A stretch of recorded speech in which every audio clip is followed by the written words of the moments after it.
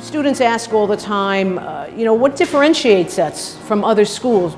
The school, having been here for 34 years, we have created a certain culture that is very particular to ICC. The time spent here is a really interesting phenomenon called the Fast Track Immersion Program. What does that mean? It means from day one, students are cooking.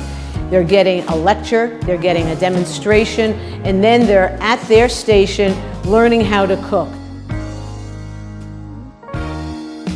I think that if you want to be a chef, you should first work in a restaurant. If you like the energy, if you like the repetition, if you like the contact with colleagues, trying to have the same goal, doing good food, then the school is a shortcut to go into the business.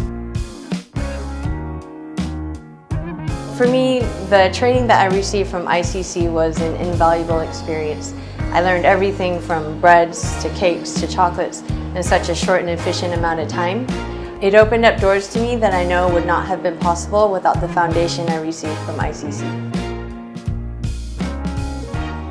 Students need to go to culinary school for the reason of you want to learn your basic, and it's for any profession. Culinary school, I think you get your foundation and your base.